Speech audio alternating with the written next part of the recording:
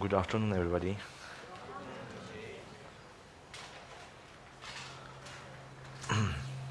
So,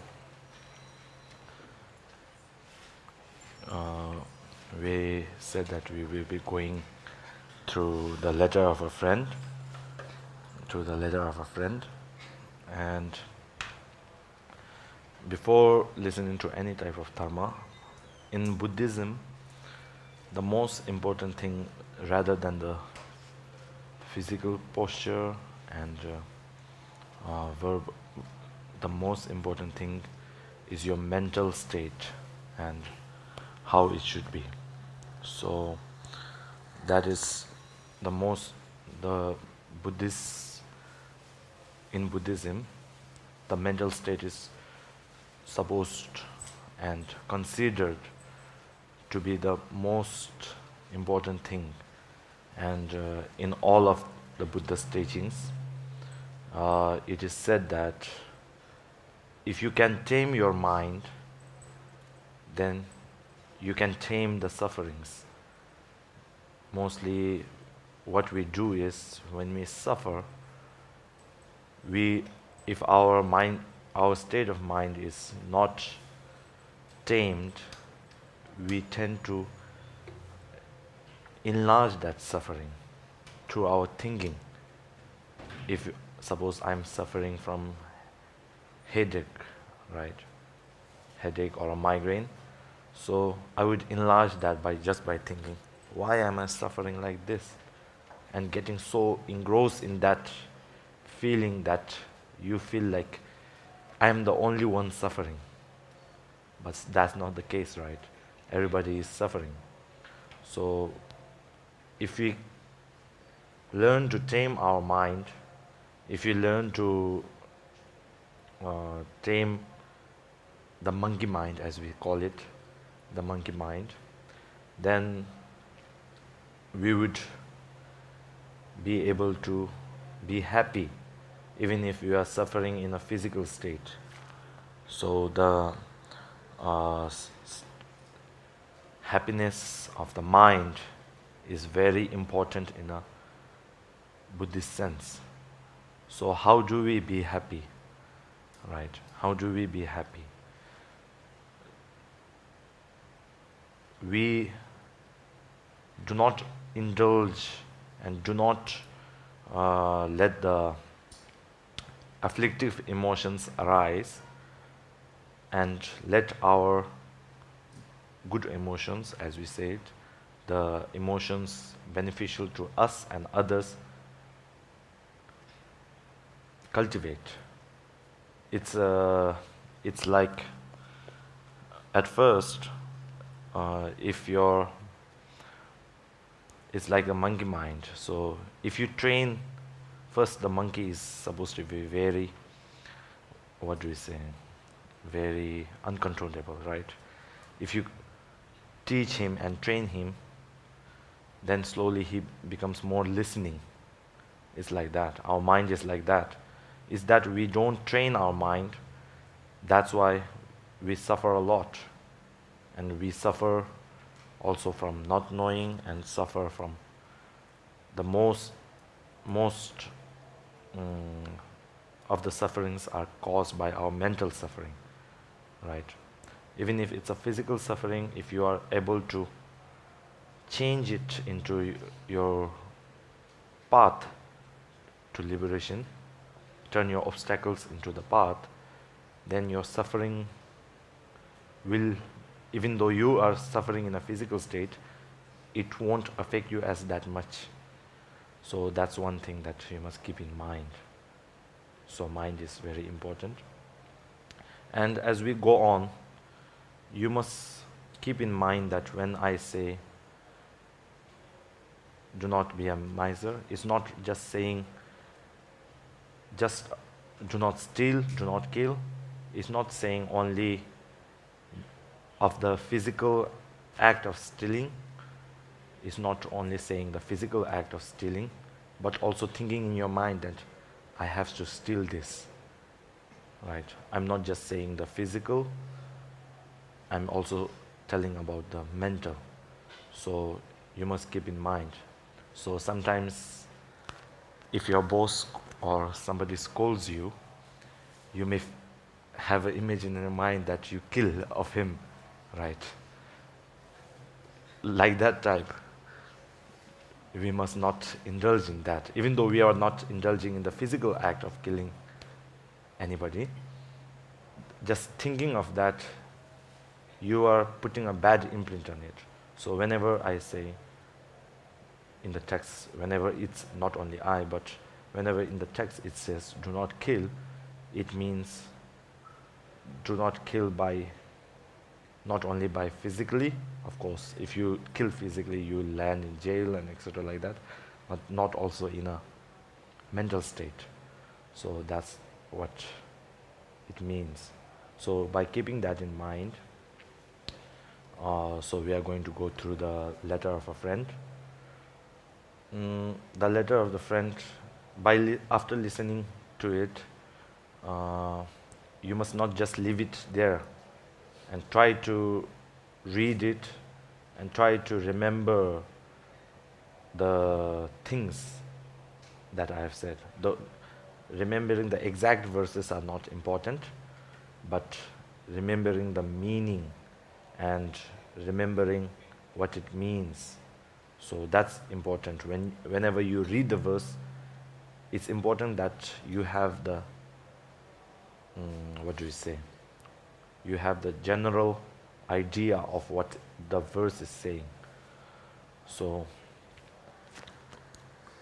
even though this letter to a friend is sent to a king by Lord Nagarjuna, it's also meant for us. So we read the first verse, which is, O virtuous one, worthy by nature of good, I have composed these noble rhymes to instill aspiration for merit derived from Sugata's teaching. It is a short piece which you should heed. So this one is actually saying to it's actually saying to the king of virtuous one, but we can think of it as to us also.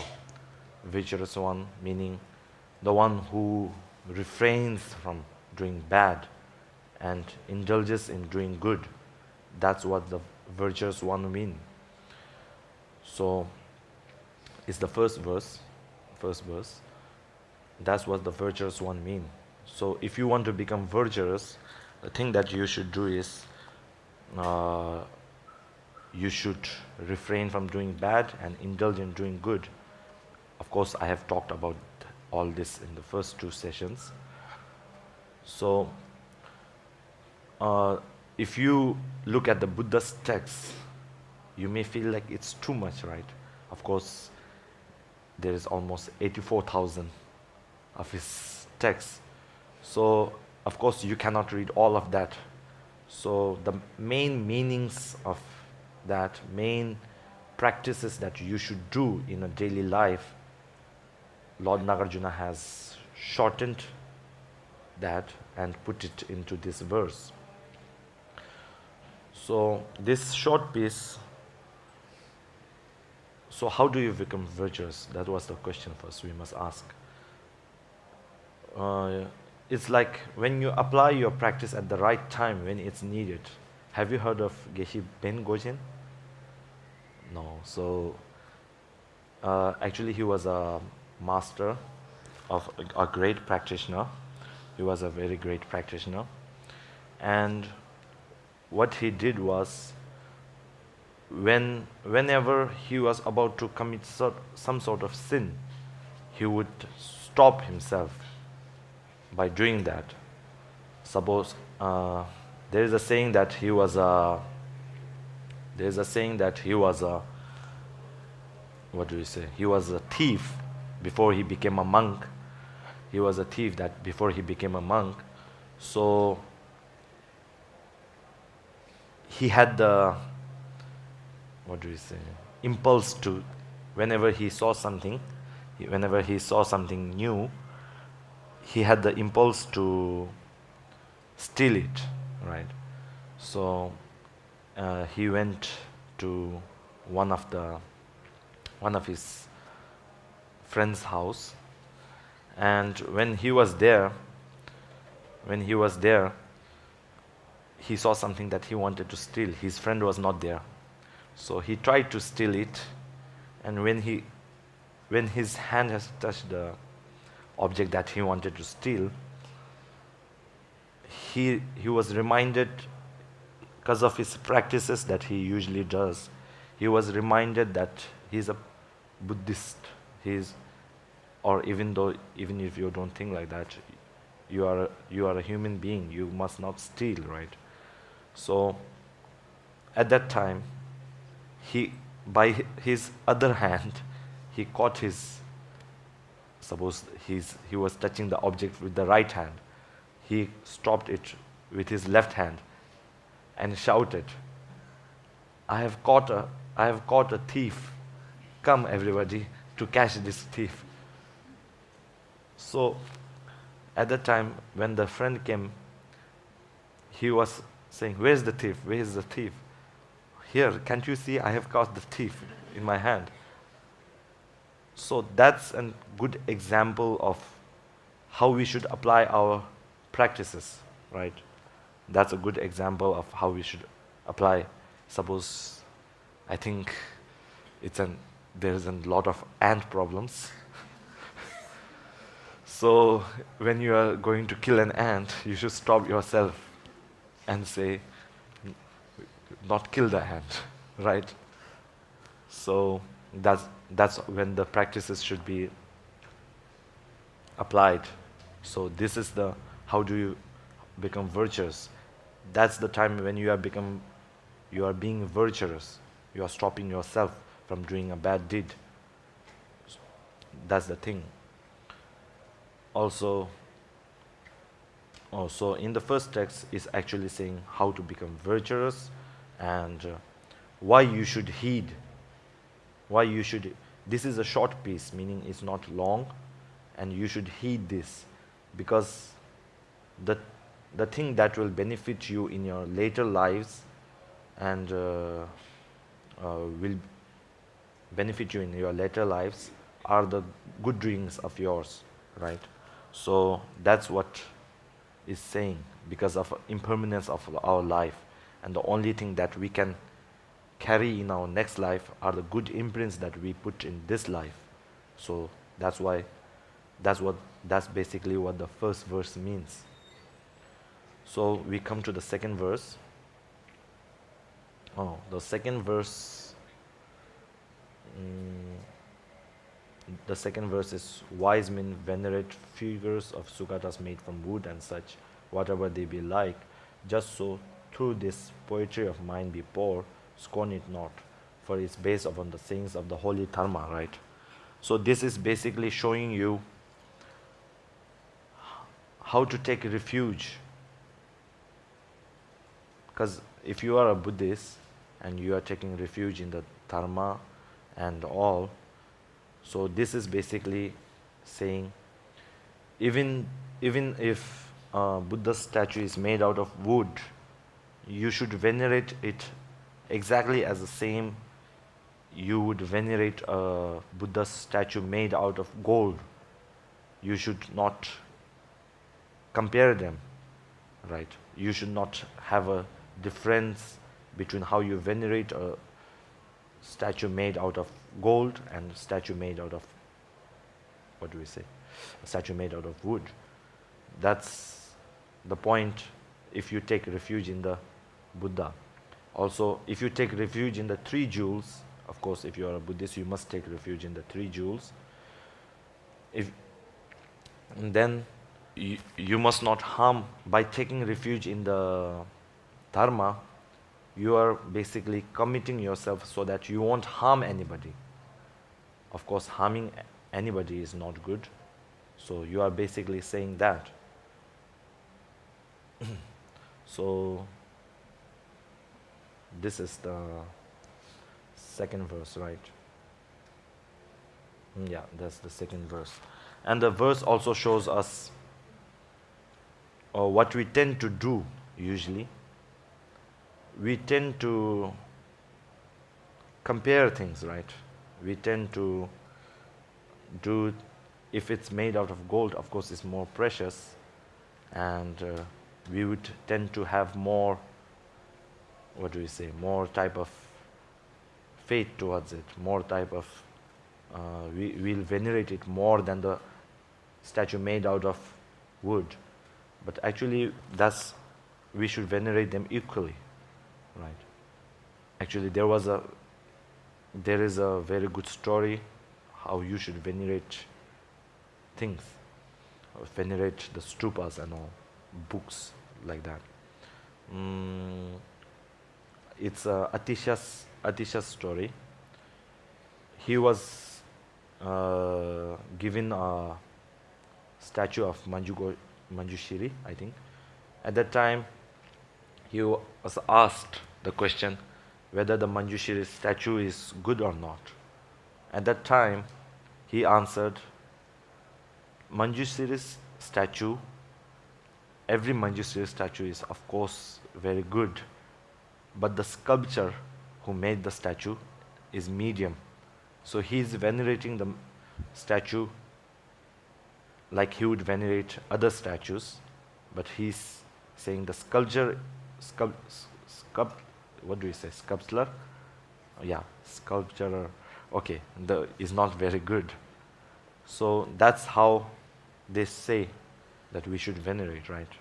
Also, this also shows, as in the verse it says, poetry of mine scorn it not, because it is saying the things of dharma, right?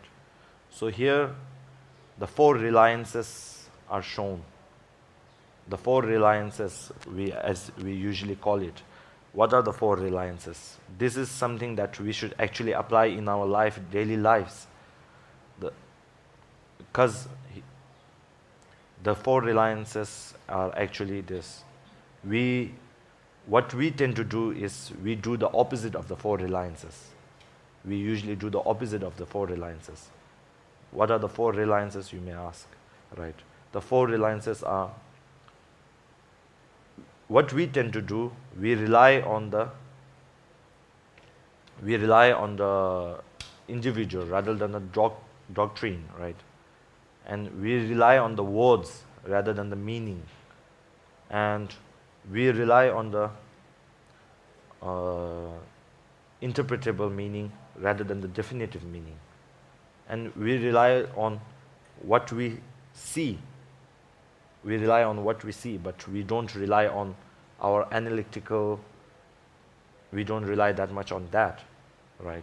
That much on that mind. So the four reliances basically says, we must do the opposite.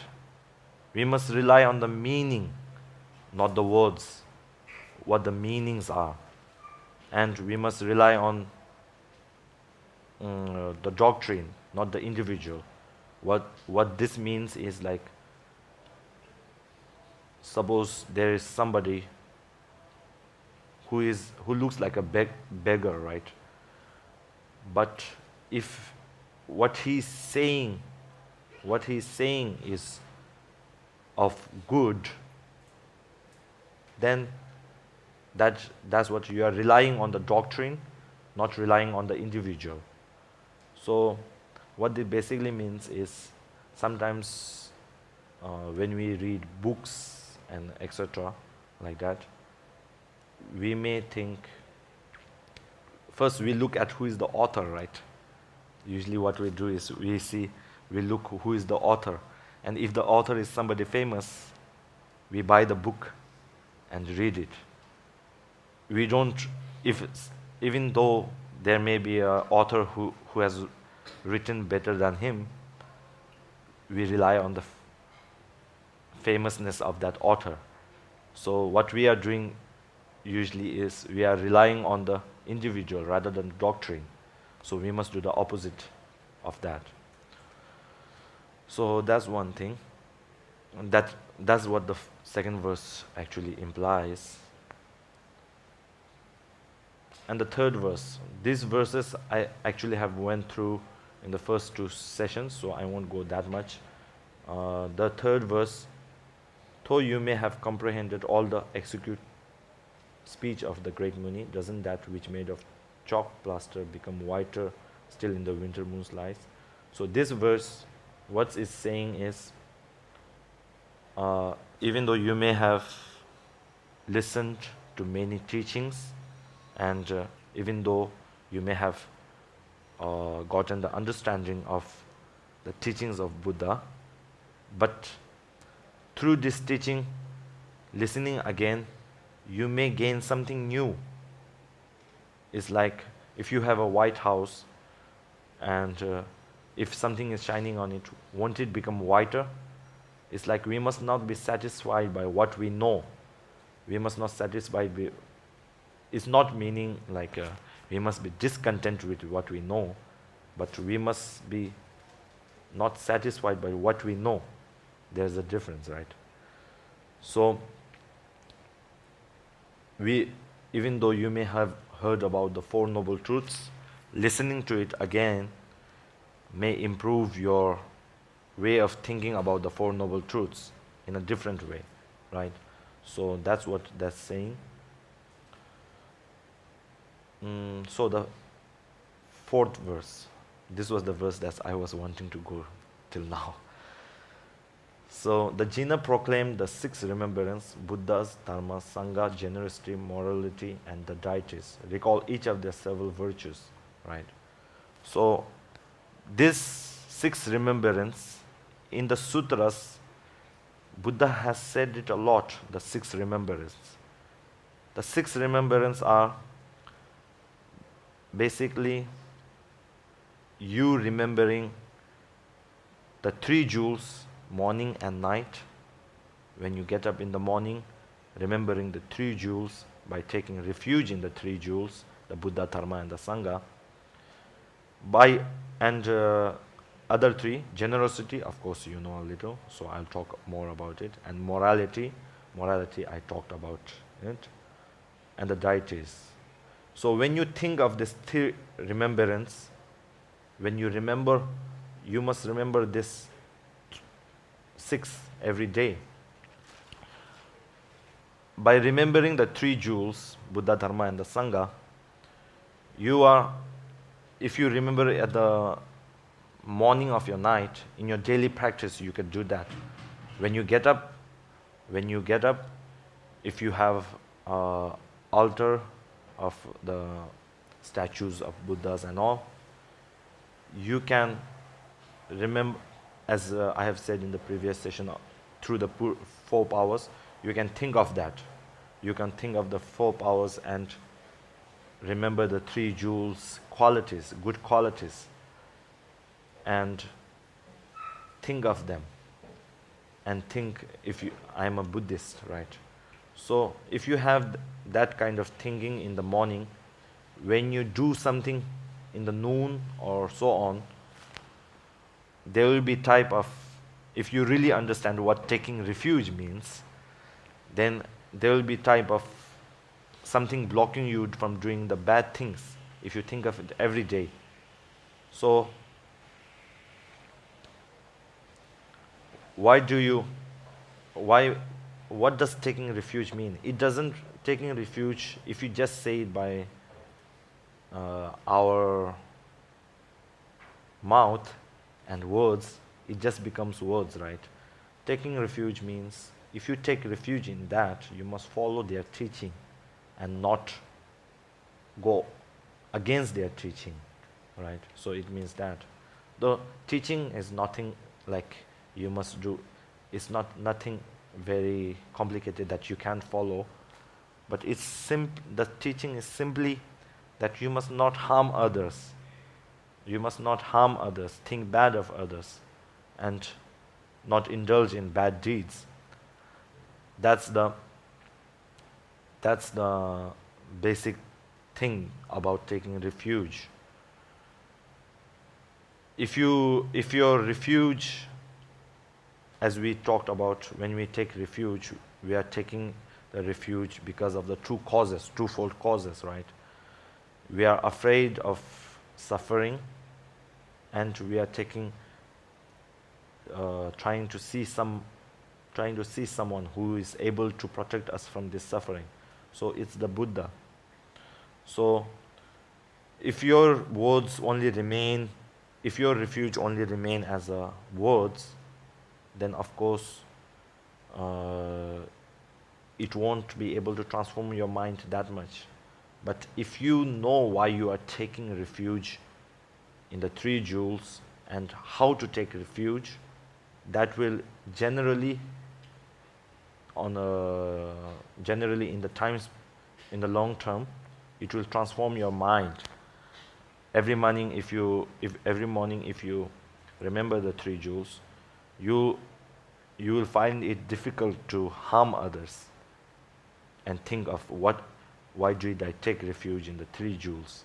You took refuge because you are afraid of suffering.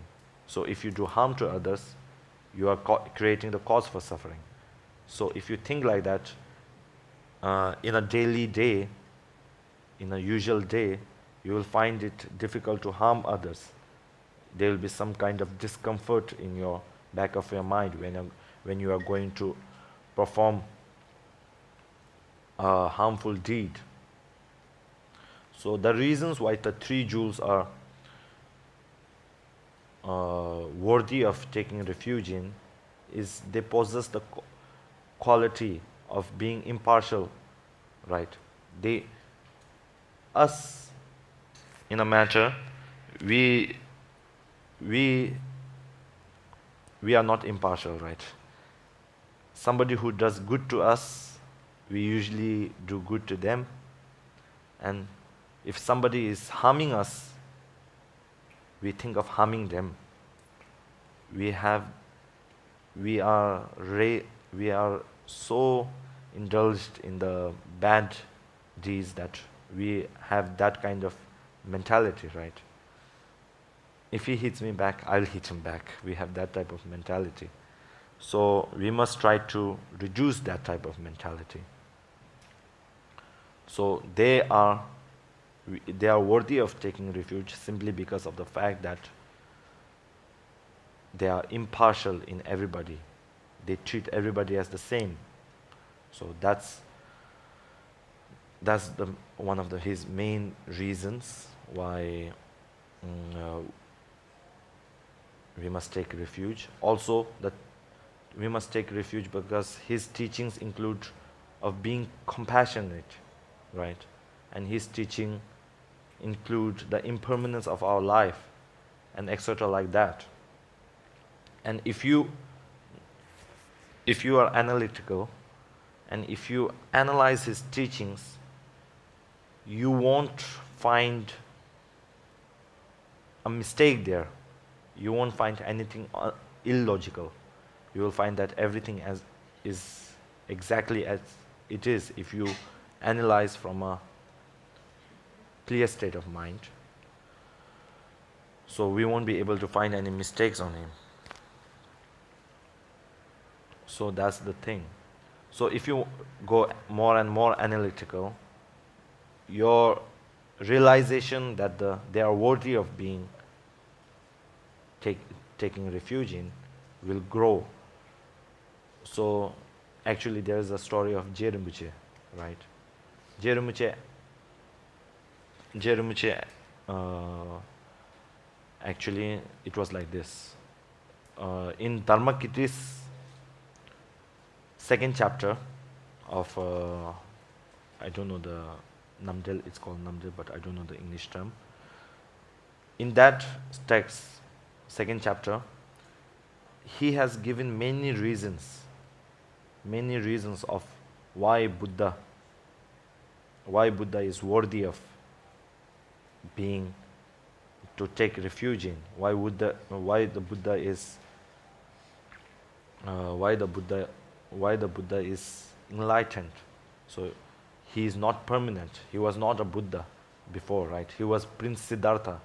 Then slowly, as he practiced more and more, he became the Buddha. So it's the same for us.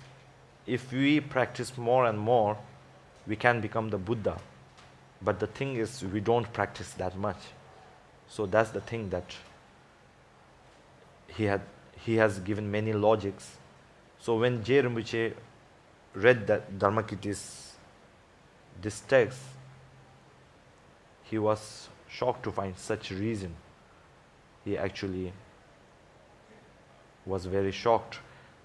Actually, he thought that text was only for logical reasons, only to learn logic but not apply it. But when he found out that Dharmakirti has given such an eloquent speech on how the Buddha is the unmistaken refuge, it changed his mind about the text. So, remembering the 3 jewels, the basically one thing you should do is remembering the 3 jewels in the morning and the night, remembering not only as reciting their names, but thinking of their teachings and how to follow their teachings. So this is the 3 of the 6 remembrance, the Dharma, Sangha and Buddha. So now 6 are left, right? Of the 6, one is generosity. So what is generosity? Why must we be generous? We may think like that, right? Suppose you give something, I don't know if there is a beggar here, but if we give something to a beggar who is begging, we may think, why must we give? We may think like that, right?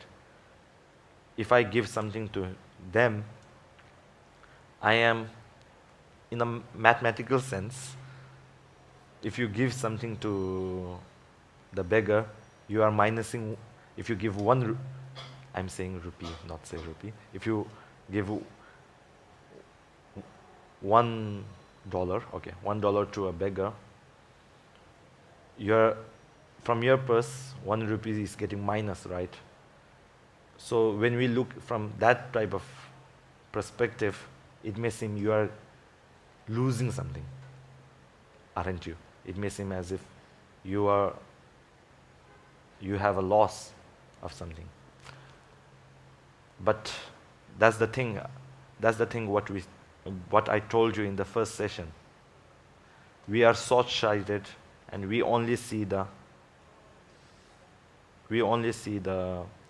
short-term benefits and short-term loss, but we must look beyond that. So what is generosity? It's the what do we say? It's the action of giving something physically, verbally, or even mentally, right? Being generous, being without attachment to things. In a way, being generous also helps us in our practice, in our daily life. If you think of it, how does it help us in our practice? Being generous makes our attachment to things, it reduces our attachment to things. Suppose if you have a generous mind, right? So it's like that. Being generous doesn't mean that today, because I said that you have to be generous, it doesn't mean that when you go home, you give everything to everybody and have nothing left for yourself. It doesn't mean that. It means, being generous means, from your mind, you must have the capacity to give. You must have the capacity to give. So, as a parent, as a family member, you may teach generosity to others, right? As a parent, you may teach your children to give, learn to give. Actually, if you just look at the short-term benefits, I can give you a scientific example, even though it may not be so much relatable. There is a scientific research saying being generous makes us happy, right? The art of giving, what do we say? The art of giving? No, the giving part makes us happy. There is a research saying it makes our immune system, in the long term, it makes our immune system better. We don't get sick that much. There's a research like that. And also, there is a research saying that in our brain, we have that dopamine release system, right? So when we are generous, dopamine gets released, and it's when we see somebody being generous, it activates that in neuroscientist way, it's called something like mirror something. I don't know that exact name. So we had that type of short-term benefits also. Being generous boosts your immune system. There's short-term benefits also. If you look at the long term, there are a lot of benefits. Of course, if you think of the long term of being a Buddhist, there's long-term benefits. So as I told, being generous doesn't mean you have to give everything. You can just give a smile, right? A smile. I'll tell you one of my experiences. When you see somebody, if you just smile, it will make you happy, right? It will make you, oh, this guy is smiling. Okay, I can smile back. It will make you happy. Actually, I'll tell you one of my experiences that I had. I was actually going to my native land, which is Nepal. I was going back to meet my parents, and I was going by flight. At that time, I had a seat somewhere, I don't know the exact row, but I had a seat here, so in the plane. So when I entered, there was one Western guy. He was engrossed in his work. I don't know, maybe he must have had a bad day.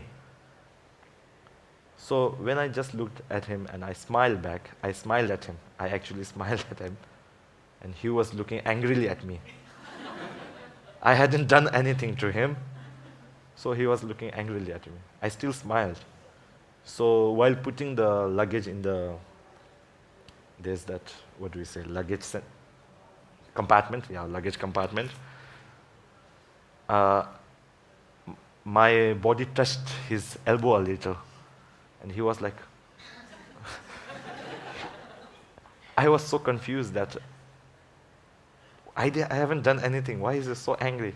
So I thought maybe he had a bad day. So while sitting down also, because we were neighbors in our seats, right? He was sitting here, I was sitting here. I couldn't look at him now. I couldn't look at him because he was so angry. And he was always giving the side look, as we say. So, at that time, if he had just smiled, of course, I was smiling, so if he had just smiled, it would have given me a little bit of calmness also, like a closeness also, right? But him showing, not smiling, and him showing the expression of anger made me uneasy. It was like a 3-hour trip, and I was in the suffering. So that's my experience. You can just have your own experience, right? If you smile at somebody and they don't smile, but you still smile and they show anger, you have that type of uneasiness. That's the joy of giving just a smile also makes us happy. If you see a happy place, if you have gone to schools, you may relate to that. Teachers who are super stone-faced and angry, and teachers who are smiling, and or even a boss that is angry. If you go to work, if you have a boss who is always not smiling, if you don't know the boss fully, then you will feel uneasy, right? So if you are a boss of somebody, I would recommend you to smile so that your employees may also feel happy and not awkward type, but also you, in a way, you are being generous, right? In a way, you are being generous. So being generous doesn't mean that you have to give everything that you have. You have to empty your house. It doesn't mean that. So that's one thing. It's also very easy. You can be generous by just giving the offerings to 3 jewels, right? In the morning, you just light an incense and give offerings to them. And when you are eating also, you can be generous. How can you think? How do you think you can be generous while eating? You can be eating, and in a way, because Buddhism, or mostly like this, mostly relies on mind, so you can be thinking. We have a lot of bacteria in our body, right? So even while eating, you can be thinking, I'm giving them food, because they rely on the food that's in our stomach. There is bacteria that eat that food, right? They digest it. So when we eat, we can think of, I'm eating this, I'm giving this food to the bacteria inside me. So that's one of the ways that you can apply generosity in your daily life. It has short-term benefits, which will, of course, make you happier and make you more generous. And if you must compare between the two. Being generous is opposite is being a miser, right? Being miserly. Is it miserly? Miserly or miserly? So, being miser, okay. Being miserly. So, if you compare the benefits between these two, which are more beneficial, you must see. If you are a miser, you may have less friends also, and you may have people bad-mouthing you, right? You may have people, you will of course have people bad-mouthing you. You will say, that guy is a miser. Whenever we go out together, he doesn't give anything, right?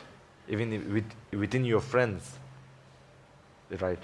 So within your colleagues, we could badmouth them. And whereas if you are a generous person, he is very generous. They will praise you. So even if we compare the benefits, do you want somebody bad-mouthing you, or do you want someone praising you? That's one of the benefits that you could compare, right? And being generous, of course, just smiling is being generous. So do you want to say, as whenever I think of that Westerner that was in my plane, I feel as he was a stingy person. Do you want that type of impression of yours on someone else, or do you want a different impression? You can compare the benefits and the shortcomings, right? Which is much more beneficial. So whenever I think of that person, I feel like, what did I do wrong? So that's the type of generosity. And we have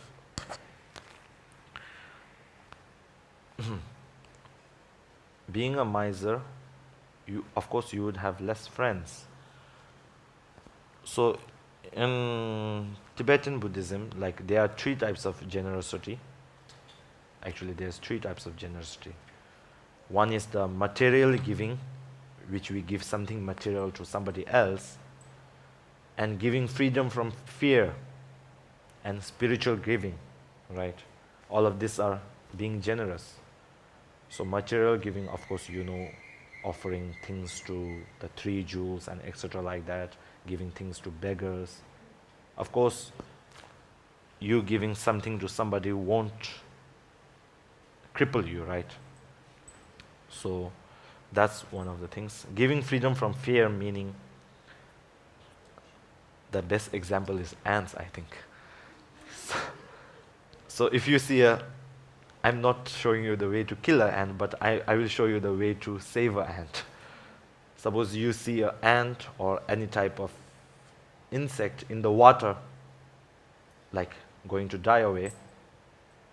If you just take them out from the water and leave them in the dry so that they can live, that's you being generous. That's one way of being generous. What did you generous? What did you do to become generous? You saved a life, right? So these are the small things which are easy to do, in fact, but we usually don't do. If we see a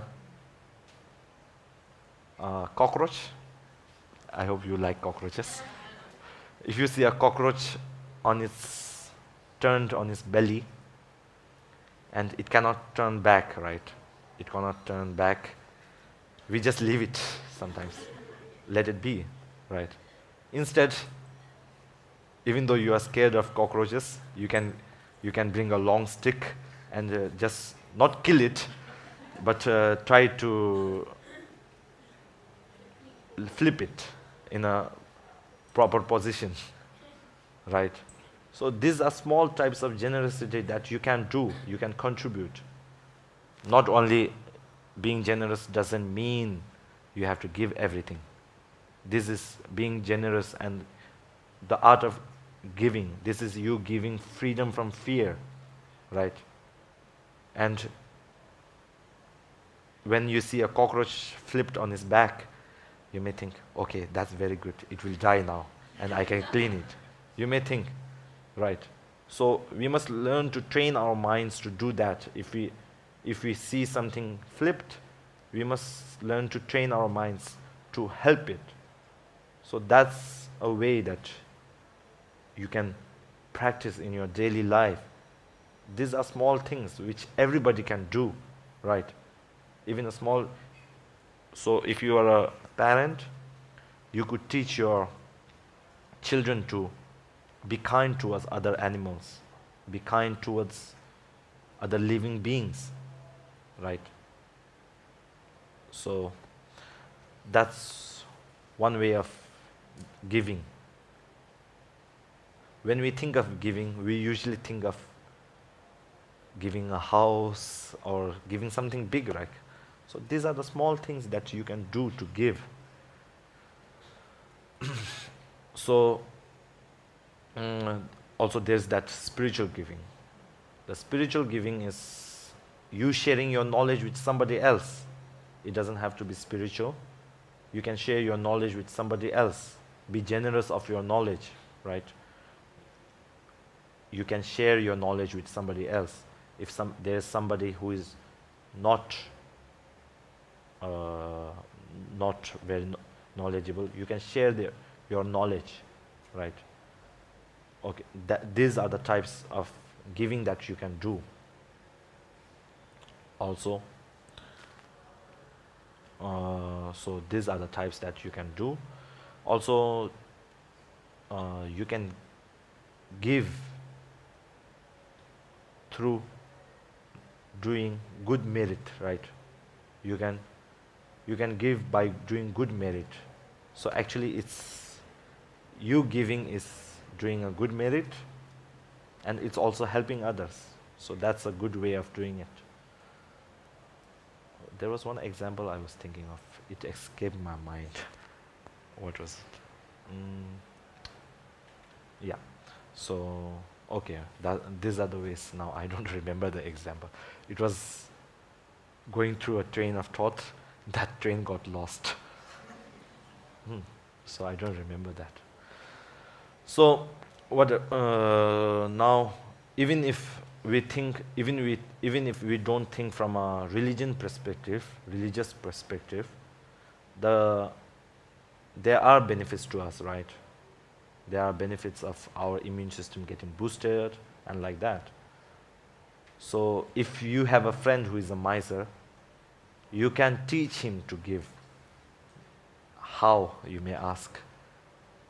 You may teach him to smile, you may teach them to give, but actually there is a very good way of, in Rinpoche's treatise to Path of Enlightenment, in that there is a nice way that he has shown. The object that, if he doesn't know how to smile and all, there is, if you be the object giver, and if you have a friend who is very miserly, you can call him, and the object is you have bought through your money or like that, right? So you tell him, give this object to somebody and let him give to a beggar. So eventually your friends or family or whoever, they would experience the joy of giving, right? So when they experience that joy of giving, of course joy is something that everybody needs. So when they experience that, they will eventually start to give. It may take a month, it may take a year, but they would eventually start giving. So there, in the text of Rinpoche, how to make your friends and family who are miserly be giving, is a way to teach them that. They are miserly because they have so much attachment to their things, right? And they may not give. But if it's your thing, they may give without what do we say? Without expressing pain. That's a nice expression. Without expressing pain. So that's a way that you can teach them. The object being yours. But of course you are the one that is teaching is gaining two types of merit. The spiritual giving, which is teaching somebody how to give. The giving of material, both merits accumulated by doing these deeds are getting by you. I'm getting lost in the words. So, okay, so that's this. Also, while giving, suppose there's a beggar and you give $1 to him, right? Do not give it like, throw it to them. Give by respect. You are giving something, right? You are giving something. Do not give as if you are doing such a great thing to him. You are also doing great thing to yourself. So, when you are giving something to somebody, give by respect. Give by, you must not give something by having so much attachment to it. Suppose you are giving something, you are giving a $1 to a beggar, and you have attachment to that beggar. Sorry, not the beggar, but the $1. So after you give, if you think, why did I give $1? I could have bought something, my train ticket, with that $1. That type of thinking, your merit becomes less. So you must not regret what you have done, but admire what you have done. You must not have attachment to that. So eventually you won't feel the, what do we say, attachment to things at that much. Through these usual practices of practices of smiling, practices of giving your time, right? Giving your time to somebody else and thinking, you can apply these types of things to your practice, right? If you work at a pharmaceutical, if you work at a pharmaceutical, or if you work at a certain type of work, if you are a doctor, right? Whatever you do, if you have the intent that you are doing this for the benefits of others, right? Then you have a purpose of doing that work. Then you wouldn't feel very tired also. And of course, in this life, you will get your salary, of course. Not only the salary, but you are accumulating good deeds in that time period that you are doing the work. If you think, suppose if you are a pharmacist, right? I'm very familiar with pharmacists because I have been sick a lot. So if you are a pharmacist and when somebody comes to you to buy something and you sell something that's not of the exact name, someone without much knowledge, right? So that person may get sick because of that. That's not being applied. But you being generous and teaching them how to eat the medicine, how to take the medicine, if it's after food or before food, or how much you take the medicine. That is also being generous, right? But in your mind, you must have, I'm doing this for the benefit of others. If that type of thinking is there, you have to do that work, of course. Then if you have that type of intent, that type of motivation, then of course you would accumulate good deeds. You are working, you get salary. So there is like so many benefits of doing it in that way. Not only this life's benefits, but you are also planting a seed so that you can experience the effects of it later, right? So these are the things that you should do. The thing that if you don't have that much of wealth, you can think of, as in Shanti Deva's, I think, 3rd or 4th chapter, there's the way of giving, right? If you don't have that much wealth to give to everybody, or the 2 jewels, you can think of it like this. All the flowers, you can visualize like this. All the flowers in the world that are not owned by people. All the food in the world that are not owned by people, right? May I offer them all to you. That's also a generosity. You are training your mind to be generous, right? All the water in the world, all the good things in the world, just a short term, all the good things in the world. Even though I don't have it, I offer them all to you. You can do that. So giving is, in short, being generous is, in short, very easy. But I'm not saying that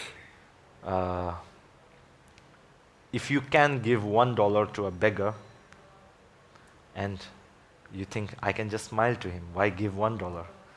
Right? You may have that type of thinking also. If you can give $1 and smile at the same time, that's you being generous 2 times, which is more beneficial to you. But in a way, we have the thinking of like this. If I just smile to the beggar, I'm being generous now. I don't have to give the $1. So we can give the $1 and we can smile at the same time. So you are being generous 2 times, and you will get more benefits of being that generous. So in order to be generous, how to train your mind to be generous, we must, as we as as in the practices of bad karmas and bad karma causes bad effects and good karma causes good effects. When we practice on that, we reflect on that and compare the benefits, right? Exactly in the terms of being generous and miserly, you must reflect when you are in a calm state of mind. You must think of the benefits of being generous and the shortcomings of not being generous, being miserly. And if you practice usually, then you will, of course, be more generous because you are practicing, right? So, also, us being too attached to things, because of that, we are born not so wealthy, right? And also this type of wealth that we have right now, it's impermanent. When we pass away, when we die, we have to leave all of this here. We cannot take it, right? After that, if you have so much wealth, it may be a cause for your friends to fight over. It can be a cause of your friends to fight over. Okay, he said that he would give me this much. So it may be a cause of your friends to fight over. So instead of that, even though you don't have that much wealth to give you, if you are a generous person, you can give the smile, give teachings, whatever you can give, right? So that's very important. Also, I asked Louis whether it was about the organ donation. Like he told me, in Singapore it's default that you are an organ donator, right? By default you are an organ donator. So even that can be applied to our practice.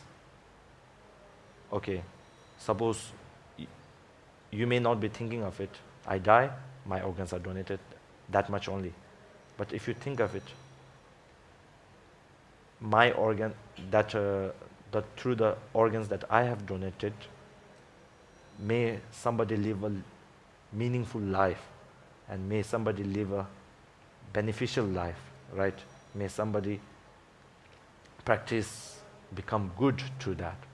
We can think of that, and that's applied in our practice. If you think nothing of that, there is a type of benefit. Of course, there is a type of benefit, but it becomes like type of usual.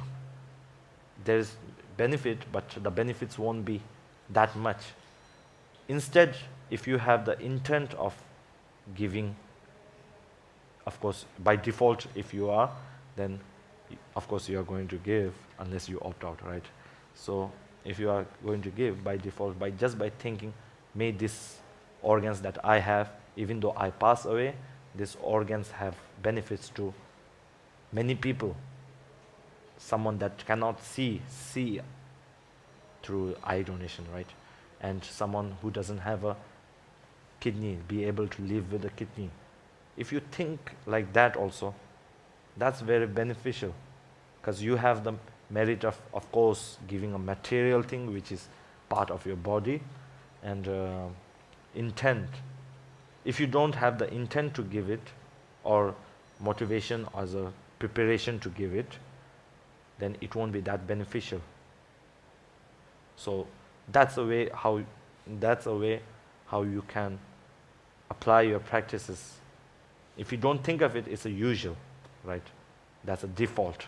It's a default setting that will go on and on. So if you can apply this in your practice, of course that's beneficial. Of course we cannot give our bodies when we are alive, right? We cannot. That is some, unless you reach a certain level of bodhisattva, you cannot. So that is very important. Also morality, as we said, in this 6 jinas, 6 remembrance. So the 3 are the 3 jewels. One is generosity, which I have talked a lot about, and morality. Morality, of course, we have talked a lot about character, morality, having the promise that you won't do the killing and all. There is a difference between a promise and a non-promise, right? Suppose there is a difference. Right now, even though we are not killing, because we may not have the promise of not going to kill, right? So we won't have the merit accumulated from not killing. But in the morning, as I told, if we make a promise that I won't kill today, the whole day, from the morning to night, if you don't kill anything, you will have the benefit of the whole day, every moment that you are not killing. You will have the good merit of that. So it's very easy to accumulate good merit, but it's very easy to destroy them also. Destroy them. It's like if you get angry, you are destroying a lot of good merit that you have done. Almost I think in Shantideva's text, it's written like this. You are destroying eons of good merit that you have done by getting angry for 1 minute. So it's easy for us to do good merit, and it's also easy for us to get that, not have the effects of that good effect, good actions, because we have a lot of like the opposite. Like for the 4 powers, we have to think to reduce the effects of the bad karmas. 4 powers, we have to think and do it, and that will reduce the effect of the bad karmas. But to reduce the effect of the good karmas, we don't have to think. We just get angry, usually, every day mostly. I don't know if you do, but sometimes we have a small type of anger. That type of anger also reduces it, unless we dedicate it, right? That's why dedication is very important. It's like, dedication is like, suppose there is a 1 drop of water from this. That drop of water won't dry up if I just put it here, it will dry up, right? If I put it in an ocean, it becomes one with the ocean, and it won't dry up until the ocean dries up. So it's like that. When you do dedication and dedicate that for the well-being of others and your own, to attain your own body, mind, and so on, it's as if you are putting a drop of water into a ocean. So until the ocean dries up, that good merit won't dry up. Meaning, until you attain enlightenment, the good merit you have accumulated, dedicated towards that mission, won't be, won't be destroyed, yeah. So that's the thing. Also, so morality, right? So we have talked about the 5 remembrance. The 6th remembrance is the gods. The gods, as in not the impermanent, all-knowing God, but a God that is spirits, good spirits. Usually we can tell like that, but in this sense, it's mostly about the gods of now, the gods that have not attained the path of seeing, the gods as a as a witness to the good deeds that you are going to do in the day. So these 6 are the things that you should remember every day as a layperson, right? Layperson. When you get up in the morning, So I'm just going to summarize everything. When you get up in the morning, if you are a Buddhist, you take refuge in the three jewels. Remember the three jewels. Remember there are a lot of teaching. Even if you can't, if you are more advanced, of course you can remember all of their teachings, impermanence, meditate on the impermanence and meditate on the emptiness and so on for 5 to 10 minutes. And remember the most basic teaching of their most basic teaching. Do not cause harm to others. Do not indulge in the 10 bad actions. And make a promise that you won't do that in the day. So in that day, from morning to night, every moment that you don't do the 10 deeds, you will be accumulating good karma. And at the night, you should dedicate, right? You should dedicate so that it doesn't get destroyed by other by anger and so on. And being generous, right? That was the one that I talked a lot about. Being generous is very easy to be generous. Just smile, and if something is on the back of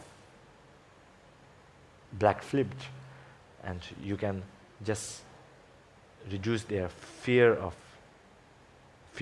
not trying to being able to get up, right?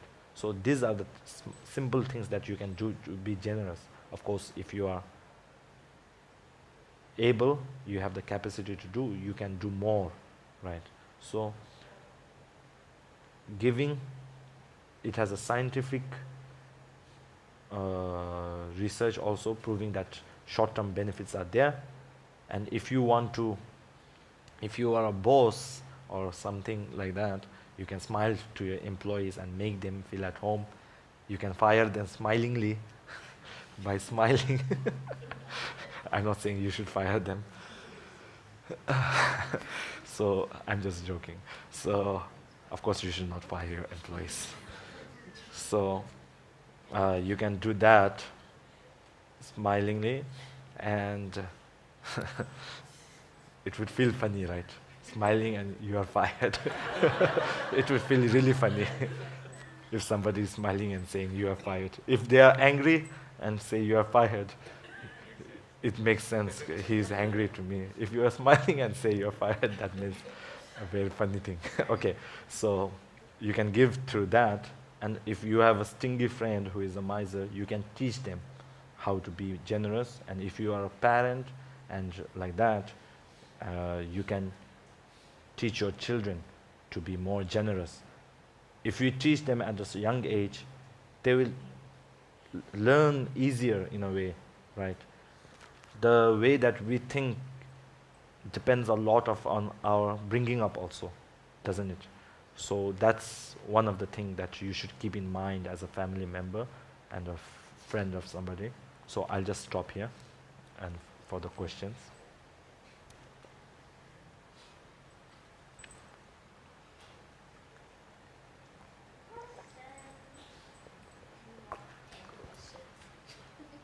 Rinpoche, Yes. can you elaborate the portion on the remembering of the deity? What do you mean by that? The deity is, you mentioned the gods have yet to achieve the path of seeing. Yeah. Yeah. Because the part of seeing, the gods that haven't attained the part of seeing. So in Buddhism, actually, there are like many types of God, right? The gods that have, actually, they can be divided into two. The non-REM form is also considered as gods, right? And the beings of the non-REM form, non-form REMs, and what do we say? Beyond our REM, what's called that? Non-form. There are the three REMs, right? Formless. Oh, yeah, form REM. In the form REM beings are also considered as gods, but in that there can be two different types of gods. The one who just has practiced samadha and went to the form REM and the non-form REM, or the gods that have practiced samadha with emptiness and everything, and attained the path of seeing, and went to the form realm and non-form realm. So actually there are two types of gods. The god that have attained the path of seeing, and the gods that haven't attained the path of seeing. So the gods that have attained the path of seeing are in the three jewels, right? Because they are in the Sangha. So there is no reason to remember them twice. So the deities that you should remember, the deities that's in the sixth remembrance, the deities that are mentioned there are the gods that, even though they love good merit, right, aren't in the path of seeing. They haven't attained the path of seeing. And having them as a witness, not as a refuge. So that's what I mean. Okay.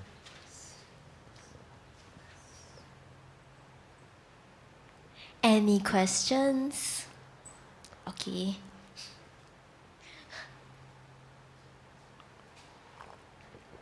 Janet. Rinpoche, can I ask on the first verse? Yeah. There's this aspiration for merit. There's this tendency for us to have a desire for merit.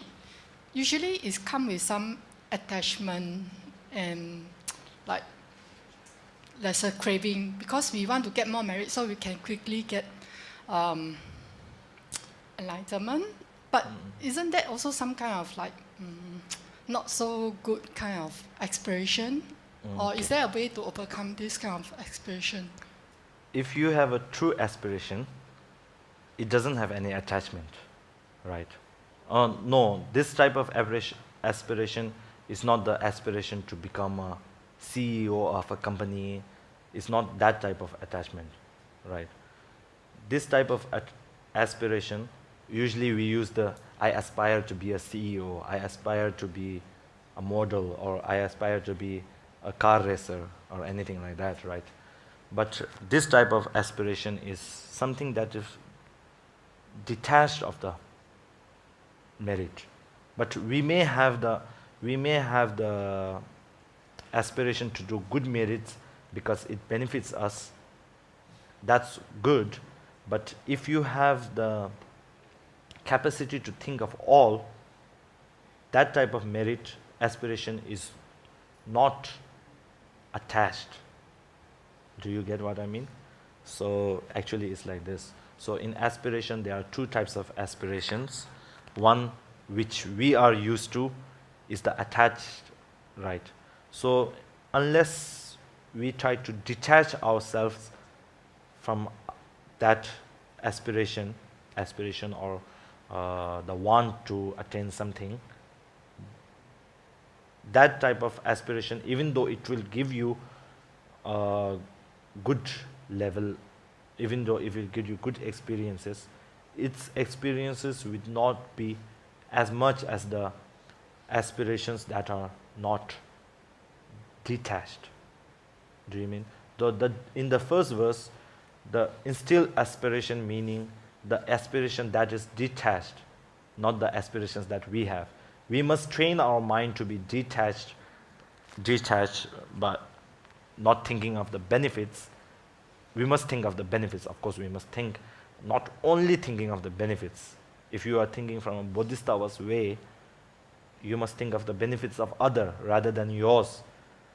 Your benefits you don't have to think of the benefits. It will come itself, right? You don't have to think of it. It's like,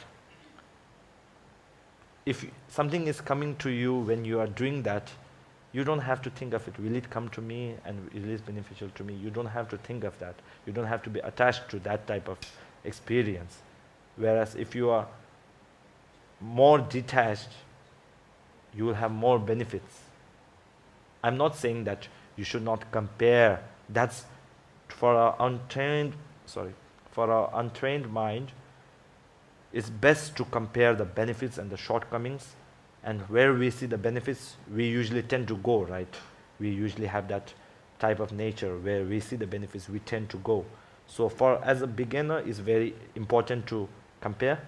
After you have become a little bit trained, then your aspiration may not be tend towards your own benefits. It may be instead the aspiration may be towards more people, right? So that's what we're doing. What did it answer your question? Yeah. Okay. So any other questions?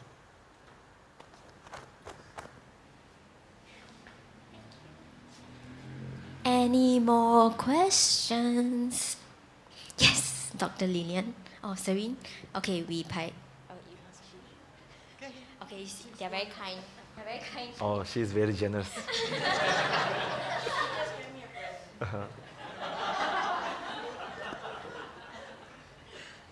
Okay, I'm not sure whether this sound funny or not, but can we also make offering for those, all the money and all the precious jewel and jewelry in the bank?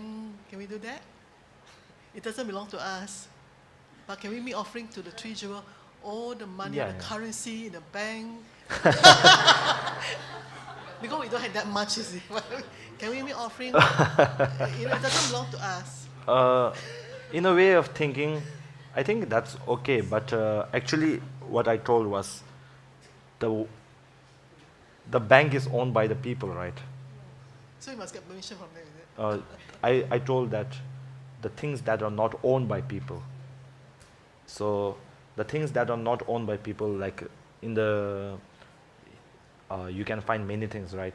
Like the water that are not owned by people, that are not used by people, and in the hills there are like lots of flowers that are not owned by the people. You can think of that like, but if you think of that, I don't know the exactly, but it's better not to think like that. Because just now I thought I heard you say that whether it's owned by people or not owned by people, you can actually make offering on the flowers, the flowers. Oh, and all or that. I told like Because this. I thought I heard you say that whether it's owned by people or not, you can actually make offering. Okay, no, I didn't say that. I said the things that which are not owned by the people, like the not owned flowers, whoever can pluck it, that type of flowers and that type of waters, you can offer to the three Jews, right? That is like why must you do that if you don't own that, right? It's because if you don't have the capacity to give real flowers and all, you cannot give all the flowers, right? If you don't have the capacity and you don't have the ability to do that, then that's the way of doing it. Because in a way you are training your mind also, and the reason why you must do that is because you being too attached to things make you poor in this life. So when you think of like that, the things that you don't own, not you don't own, the others don't own, nobody owns. If I think of giving that, then it's okay. But if you think of giving something that somebody is owned, like the bank, of course, every individual owns a portion of a bank, right? So if you think of giving like that, then in a way it may be a little bit of stealing. In a way, it may be. Okay, so that is the actual physical giving, all right? But the another type of offering that's mentally. Yeah. You can I actually think- mentally transform the offering, mentally transform offering. Yeah. The Yeah. mentally transfer offering is Yeah. like things that you, of course, all the whole- you cannot think of all the world as being owned as people, right? Yeah, correct. So the things that are not owned by people, like the water, like the flowers, you don't have to pluck it physically and give it, but you can think of giving it. Did you get Because my when you mentally transform. Or suppose there's a gold yeah, that is But you will never think that it's owned by people. You think that always, in the whole world. But it's not owned by people. In the mind, when you actually. Do they are not offering, they are not attached to it. Yes, correct. That type of. Yeah. Did you get it? Huh? What did you say just now? No, what I'm trying to tell you is that what I'm trying to say that when you do the mental transfer offering, you do not actually offer things that that belong to people, but it actually is, like in a public, in an open area, things like that. Oh yeah, you can do that. You can do that. You can. I didn't get the question properly. What you meant? Could you repeat again once more? No, anyway, it's okay. I think I understand what you're saying.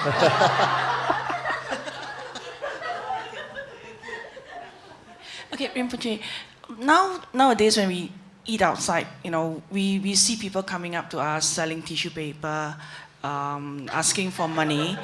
It's a kind of like getting a source of income, but there were also reports of syndicates. There's a way of earning syndicates, like a group of people going around earning money like that. Of course, there's legitimate beggars who do this as a way of living, but there's also people who come up to you to do all this. So how to, sometimes, don't know, just saying no, not very nice. Because the thing is, for them to come up to you, it takes some kind of lowering of their own pride to do so, and they need it. So what should we do in those cases? Do we dub them? Do we just give? I know it's not much money, but it's, I don't know how to... What did you... Oh. What? How not to be judgmental about the person or the object you're giving things to? Like doubting whether it's for real, that they really need it or not. Oh, it doesn't matter whether they really need it or not, right? Whether they really need it or not. If you are generous from your side, then that's being generous. It doesn't matter. So actually there is like a term, there is like a, what do we say, restriction to whether you should give or not. But for us, I think it's a little bit hard to, what do we say, differentiate, right? Of course, we don't know what's the thinking of a mind. Suppose somebody is thinking of killing somebody, and he is not finding a knife to kill somebody or a gun to kill somebody, and that person comes to you, right, Dr. Lillian? That person comes to you and asks for the knife or the gun to kill somebody. For the gun, of course, you may think that is to kill somebody, but for the knife, you may think that is to cut something, right? Cut vegetables, like that. If you don't really analyze at that point of time, if you give the knife to them, then they may kill the person, right? They may kill a person and perform a bad deed. So it's very hard for us to know whether that's their intention or not. But if you know that's their intention, you must not give. So there are this type of restrictions. Even if you are generous, you must not say like, go away and like that. But you not even lie. But actually, it gets more complicated here. So as a Bodhisattva's way of thinking, Bodhisattva thinks everything that I have given to all the living beings. Everything that I have, even my body, right? Bodhisattva's way of thinking is like that. So when somebody comes to ask you about that, ask you about to whether you have a knife and could you give it to me, if you think in a Bodhisattva's way of thinking, you are not telling a lie, but you can just say this knife is owned by somebody else. I don't have the, what do you say, I don't have the ownership of it to give it to you. So the Bodhisattva's way of thinking can be this, but from our point of view, as we are not Bodhisattvas, it can be difficult. But we must be careful of what we give also. Like suppose somebody is wanting to die, right? And they ask for a poison. And if you give it to them, you are in a way helping them destroy this precious human life, right? So you must be careful also. But money, 1 rupees and all, I don't think you don't need to be that careful. But these types of things are very hard to identify the intentions of that, what that person wants to do with the object that we are giving him. So it becomes difficult for us. But if you really know the intention, then it's better not to give. So that's the short. This should be the last if there is. Any last question? Joel. Thank you, Rinpoche. Just want to ask, is rejoicing being generous? I didn't get. Like rejoice, when we rejoice, Rejoice. What do we mean by rejoicing? when we see good things is being done, we rejoice, or Yeah. like we feel happy, we do something good. Yeah. That form of rejoicing, is it part of being generosity? And if it is, how do we do rejoice properly? Okay. Got it. Okay, so rejoicing actually is like a type of admiring, right? Not just by saying rejoice and rejoice from your mouth, right? Not just saying rejoice 3 times from your mouth, but actually feeling it from your heart, admiring it. But we must be careful when we rejoice also, right? Because we may have a egoistic and a type of egoistic feeling to it. So in Rinpoche's, one of Rinpoche's texts is written, rejoicing without being egoistic is one of the best ways to get more merit. Suppose you see somebody giving something to somebody, instead of being jealous that you are not receiving it, you can rejoice in their what do we say? Their act of giving, right? Their act of giving, and you can admire their work, and that way we must be careful that we don't have ego involved in it. Like, I did this good thing, I am very good. You must not have that type of side thinking involved in that rejoicing. So rejoicing, I think, if it's the same word as Tibetan, is in a way admiring. Jisuyirang, if that's the Tibetan word, then it's like you admiring things and being happy about it. Was that the question? How to rejoice properly, right? Okay. How to rejoice properly. So usually when we rejoice, we have a type of egoistic, little type of ego gets mixed up with the rejoicing part. Like, I have done this, is very good.